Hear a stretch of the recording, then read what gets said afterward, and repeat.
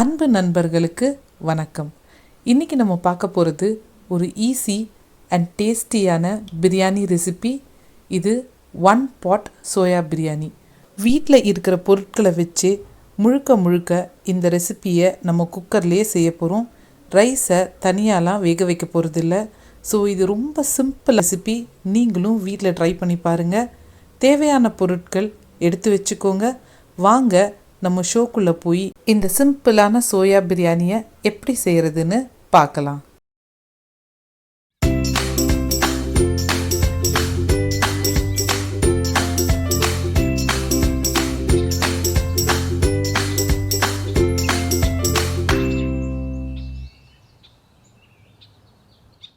மூணு medium size வெங்காயத்தை நீல வாக்கில் மெல்லிஸாக நறுக்கி வச்சுக்கோங்க.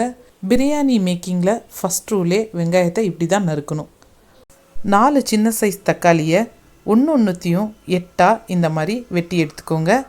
அடுத்தது ஒரு மிக்சர் ஜாரில் 10 பல்லு பூண்டு, 2 1 இன்ச் இஞ்சி துண்டு. அதோட திக்னஸ் பார்த்திங்கன்னா பென்சில் 1.5 பென்சில் அளவுக்கு இருக்கணும். பார்த்துக்கோங்க. இந்த மாதிரி சின்ன பீஸாக போட்டு அரைக்கிறதுக்கு வசதியாக கட் செஞ்சு போட்டுக்கோங்க. அடுத்தது ஒரு 10லிருந்து 12 சின்ன வெங்காயம் எடுத்துக்கோங்க. இது ரொம்ப சின்னதாக இருந்ததுனால நான் ஒரு 18 வெங்காயம் எடுத்திருக்கேன். இது எல்லாத்தையும் தண்ணி சேர்க்காமல் அரைச்சி எடுத்துக்கோங்க. இது 1.25 டேபிள் ஸ்பூன் வரும். 2 பச்சை மிளகா கீரல் போட்டது எடுத்துக்கோங்க. ஒரு பிடி புதினா, அதாவது 1/4 கப் புதினா எடுத்துக்கோங்க. அதோட கொஞ்சம் அதிகமாக கொத்தமல்லி இலைகளை எடுத்துக்கோங்க. 1/4 கப்புக்கு அதிகமாக, 1/2 கப்புக்கு ரொம்ப கம்மியாக எடுத்துக்கோங்க. இதை பொடியாக நறுக்கி எடுத்துக்கோங்க. இப்போது அரிசி ஊற வச்சுக்கலாம். தலை தட்டி 2 கப் பாஸ்மதி அரிசியை ஊற வச்சுக்கலாம். 2 கப் அப்படின்னா 400 கிராம். கரெக்டாக அரை மணி நேரம் ஊற வச்சுக்கோங்க. அதிகமாக ஊற வச்சிங்கன்னா அரிசி குழஞ்சிரும். கம்மி நேரம் ஊற வச்சிங்கன்னா அரிசி சரியாக வேகாது. 1 கப் சோயா சங்க்ஸ், அதாவது மீல் மேக்கர் எடுத்துக்கோங்க. 1 கப் அப்படின்னா 250 மில்லிலிட்டர் கணக்கில் நான் அளவு எடுத்திருக்கேன். அதில் சுடு தண்ணியை நல்லா ஊற்றி 10லிருந்து 12 நிமிஷம் ஊறட்டும். அதுக்கப்புறம் தண்ணியை வடிகட்டி சோயா சங்க்ஸை நல்லா பிழிஞ்சி தனியாக பிரியாணிக்கு சீக்கிரத்துக்கு எடுத்து வச்சுக்கோங்க. ப்ரெஷர் குக்கர் சூடானோடனே அதில் 1/4 கப் எண்ணெய் ஊற்றிக்கோங்க. அடுத்ததாக 2 இன்ச் பட்டை, 3லிருந்து 4 கிராம்பு, 3லிருந்து 4 ஏலக்காய் சேர்த்து மீடியம் ஃப்ளேமில் குவிக்காக ஒரு வதக்கிக்கோங்க. அடுத்ததாக நம்ம நறுக்கி வச்சுருக்கிற வெங்காயத்தை போட்டுக்கோங்க. அது நல்லா சுருங்கி கலர் மாறுற அளவுக்கு வதக்கி எடுத்துக்கோங்க. இந்த மாதிரி ஆகிறதுக்கு ஒரு 15 நிமிஷம் ஆகும். ஞாபகம் வச்சுக்கோங்க, ஃப்ளேமை நான் மீடியமில் வச்சுருக்கேன்.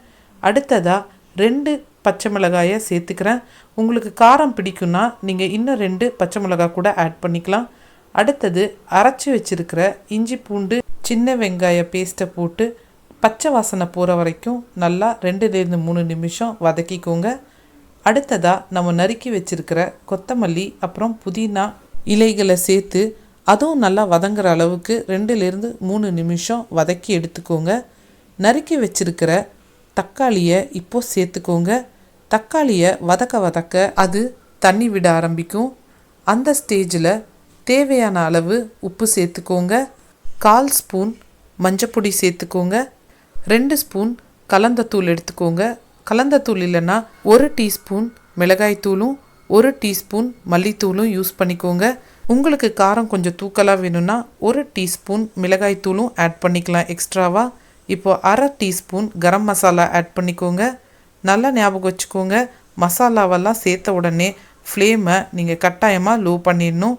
இல்லைன்னா மசாலா தீஞ்சு போகிறதுக்கான வாய்ப்பு ரொம்ப அதிகம். மசாலா காய்கறிகளோட நல்லா கோட் ஆகிற அளவுக்கு இந்த மாதிரி நல்லா அழுத்தி வதக்கிக்கோங்க. இந்த ஸ்டேஜில் மிக்சியை கழுவின 1/4 கப் தண்ணி நான் சேர்த்துக்கிறேன். தண்ணி ஆட் பண்ணுறதுனால மசாலாவும் காய்கறிகளும் நல்லா ஒன்று சேர்ந்து அந்த மசாலா வாசம்லாம் போயிட்டு ஒரு கிரேவி கன்சிஸ்டன்சிக்கு வரும். அது பிரியாணிக்கு ஒரு நல்ல ஃப்ளேவரை கொடுக்கும். இப்போது பார்த்திங்கன்னா தண்ணி வத்திருச்சு, எண்ணெய் பிரிஞ்சு வர ஆரம்பிச்சிருச்சு. இந்த ஸ்டேஜில் நம்ம ஊற வச்சு தண்ணி எல்லாம் பிழிஞ்சு எடுத்த சோயா சங்க்ஸை அந்த கிரேவியில் போட்டு அதோட மசாலாலாம் சோயா சங்க்ஸ் நல்லா உரியிற அளவுக்கு நல்லா கோட்டார அளவுக்கு நீங்கள் பிரட்டி எடுத்துக்கணும். இது ரொம்ப இம்பார்ட்டன்ட் ஸ்டெப். அடுத்தது 3 கப் தண்ணி சேர்த்துக்கோங்க.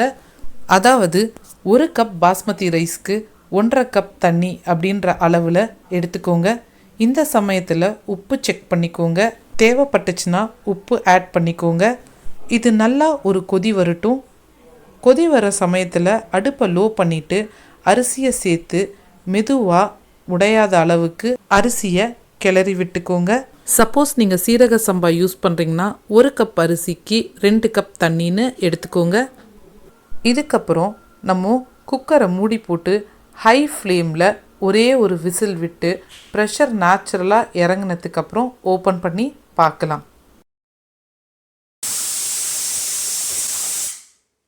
இப்போது ப்ரெஷர் அடங்கிடுச்சு.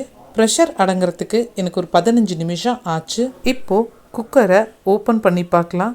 வீடே கமகமன்னு மணக்கிற அளவுக்கு சூப்பராக ஹோட்டல் ஸ்டைலில் ஒரு டேஸ்டியான சோயா பிரியாணி ரெடி ஆயிடுச்சு. இதை மெதுவாக கலந்து விட்டுக்கோங்க. இல்லைன்னா நீளமாக இருக்கிற அரிசி உடையறதுக்கான வாய்ப்பு அதிகமாக இருக்குது. நல்லா உதிரியாக அரிசி நல்லா வெந்து பூ மாதிரி இருக்குது. நீங்கள் விருப்பப்பட்டிங்கன்னா கடைசியாக ஒரே ஒரு ஸ்பூன் நெய் ஊற்றிக்கலாம். அது உங்களோட விருப்பம். இதில் நான் ஊற்றலை. இதுவே ரொம்ப டேஸ்டியாக தாங்க இருக்கும். வாங்க இப்போ சர்வ் பண்ண ஆரம்பிச்சிடலாம். இந்த பிரியாணி ரொம்ப டேஸ்ட்டாக இருந்துச்சு. அதனால் எங்களுக்கு சைட் டிஷ் கூட தேவைப்படலைங்க. நீங்களும் இந்த பிரியாணி உங்கள் வீட்டில் ட்ரை பண்ணி பார்த்துட்டு உங்களுக்கு கிடைக்கிற காம்ப்ளிமெண்ட்ஸை எனக்கு கமெண்ட்ஸாக சொல்லுங்கள். லைக் பண்ணுங்கள், ஷேர் பண்ணுங்கள்.